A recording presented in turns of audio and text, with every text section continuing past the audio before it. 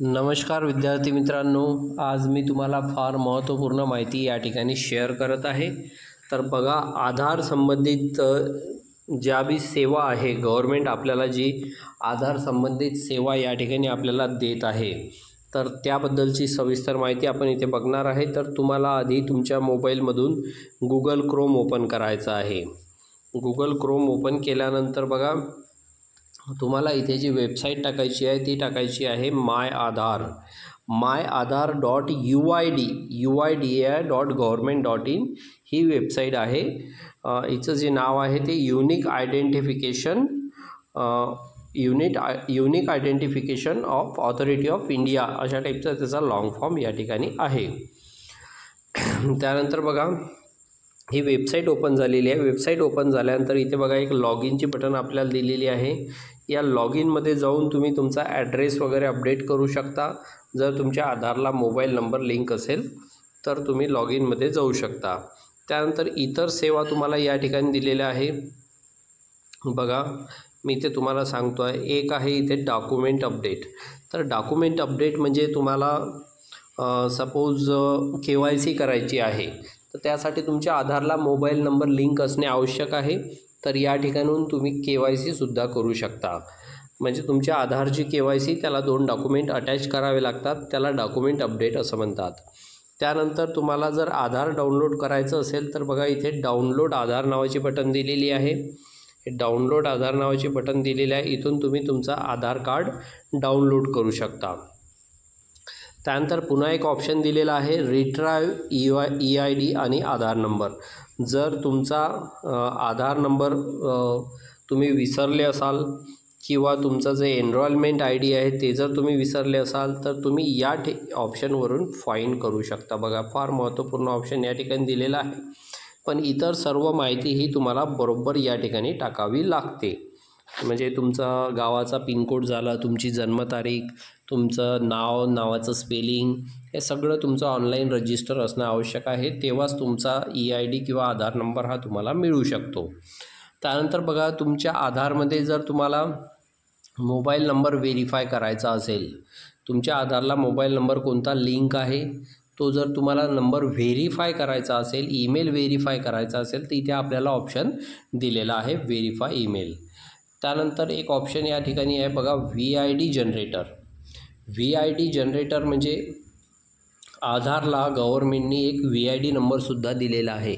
VID number हा virtual number असतो की कुठे जर आपल्याला आपला प्रायव्हेट आधार नंबर हा पब्लिक नाही करायचा आहे, त्या ठिकाणी तुम्हाला फक्त VID नंबर देता येतो, ज्यावरून तुमची माहिती ॲक्सेस करता येते, परंतु तुमचा आधार नंबर हा गुपित राहील। तर अशा ठिकाणी तुम्ही VID नंबरसुद्धा देऊ शकता। त्यानंतर बघा, लॉक अँड अनलॉक आधार। जर तुम्हाला तुमचं आधार कार्ड लॉक करायचं असेल, तुमचा थंब लागला नाही पाहिजे किंवा कोणी मिसयूज नाही केला पाहिजे तुमच्या आधारचा, त्यासाठी लॉक अनलॉक नावाचं ऑप्शनसुद्धा या ठिकाणी दिलेलं आहे। आणि एक फार महत्त्वपूर्ण ऑप्शन आहे बघा, bank seeding status. Bank seeding status म्हणजे तुमच्या आधारला कोणती बँक लिंक आहे। तुमचे 4 बँकेमध्ये जरी अकाउंट असेल, परंतु तुमचं जे आधारला लिंक असते ते एकच खातं असते, तर ते कोणतं खातं आहे ते तुम्ही या ठिकाणावरून चेक करू शकता। त्यानंतर बघा, पुन्हा एक ऑप्शन या ठिकाणी दिलेला आहे तुम्हाला, ऑर्डर आधार PVC कार्ड। PVC कार्ड जर तुम्हाला घरबसल्या ऑर्डर करायचं असेल तर या ठिकाणून तुम्ही ऑर्डर आधार PVC कार्डसुद्धा करू शकता। तर बघा, हे एक फार महत्त्वपूर्ण ऑप्शन या ठिकाणी तुम्हाला दिलेलं आहे। त्यानंतर ते ऑर्डर केल्यानंतर तुम्हाला 50 रुपये त्याचा चार्ज असतो, तो तुम्हाला ऑनलाईन पे करायचा आहे। आणि पे केल्यानंतर पुन्हा हे चेक आधार PVC कार्ड स्टेटस। मग तुमचं कार्ड किती दिवसात घरी येईल बाय पोस्ट, हे सुद्धा त्याचा स्टेटससुद्धा तुम्ही चेक करू शकता। चेक आधार PVC कार्ड ऑर्डर स्टेटस। त्यानंतर बघा, एखाद्या आधार सेंटरवर जाऊन तुम्ही एनरोलमेंट करता, तुमचा आधार अपडेट करता, तर त्याचं स्टेटस तुम्ही या ठिकाणून चेक करू शकता। चेक एनरोलमेंट अपडेट स्टेटस म्हणजे जर 8 दिवस झाले आहे परंतु तुमचं आधार कार्ड अपडेट झालं नाही, तर तुम्ही या ठिकाणावर जाऊन तुम्ही चेक करू शकता। शक्यतोवर 3 दिवसात 4 दिवसात तुमचं आधार कार्ड अपडेट होऊन जातं। त्यानंतर local enrolment centre. Local enrolment centre म्हणजे तुमच्या एरियामध्ये कुठे कुठे आधार सेंटर आहे गव्हर्मेंट ऑथराईज. तर गव्हर्मेंट ऑथराईज आधार सेंटर जर तुम्हाला पाहायचं असेल तर तुम्ही लोकल एनरोलमेंट सेंटर या ऑप्शनवर जाऊन ते चेक करू शकता. त्यानंतर बघा book an appointment. Book an appointment हे जे ऑप्शन दिलेलं आहे हे ऑप्शन तुम्हाला याकरता दिलेलं आहे की कुठे आधार सेंटरवर खूप गर्दी असते तर सिटीच्या ठिकाणी वगैरे, तर त्या ठिकाणी तुम्ही बुक ॲन अपॉइंटमेंट करून त्या सिटीमध्ये आधार अपडेट करायला जात आहात, त्या केंद्रावर जात आहात, तर तिथे तुम्ही अपॉइंटमेंट इथून बुक करू शकता की मी या तारखेला या वेळेमध्ये 12 वाजता 1 वाजता या वेळेमध्ये येणार आहे. तर तुमची अपॉइंटमेंट ही बुक राहील. त्या वेळेमध्ये दुसऱ्या व्यक्तीचं आधार कार्ड हे अपडेट केल्या जाणार नाही. त्यानंतर बघा चेक आधार व्हॅलिडिटी हे ऑप्शन इथे दिलेलं आहे. हे फार महत्त्वपूर्ण ऑप्शन आहे. तुमची आधारची व्हॅलिडिटी किती वर्ष आहे, पुन्हा 5 वर्ष आहे, 10 वर्ष आहे, 20 वर्ष आहे, ती व्हॅलिडिटी तुम्ही इथून चेक करू शकता. तुमचा मोबाईल नंबर चेक करू शकता. त्यानंतर आहे ग्रायव्हन्स अँड फीडबॅक. ग्रायव्हन्स अँड फीडबॅकमधून जर तुमचा आधारमध्ये काही प्रॉब्लेम असेल, तुमचं आधार कार्ड बंद पडलेलं आहे, तर तुम्ही इथून गव्हर्मेंटला सूचना देऊ शकता की माझं आधार कार्ड हे चालू करण्यात यावं. त्यासाठी तुमचा एक ग्रायव्हन्स इथून घेतला जातो आणि फीडबॅकसुद्धा घेतला जातो.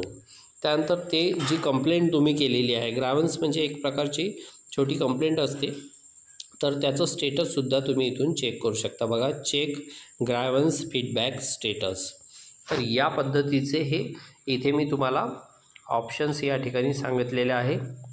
तर बघा या पद्धतीचे हे फार महत्त्वपूर्ण ऑप्शन्स तुम्हाला मी या ठिकाणी सांगितलेले आहे. फार महत्त्वाची वेबसाईट्स आहे. तर तुमच्या आधारला जर मोबाईल नंबर लिंक असेल तर तुम्ही इथे लॉग इनमध्ये जाऊन त्याचा नक्कीच फायदा घेतला पाहिजे आहे. तर डाउनलोड आधारमध्ये जाऊन तुम्ही याचा नक्कीच फायदा घेतला पाहिजे. तर अशाच माहितीकरता आपल्या विदर्भ कम्प्युटर एज्युकेशन चॅनलला तुम्ही लाईक करा, शेअर करा इतर लोकांना आणि सबस्क्राईब नक्की करा.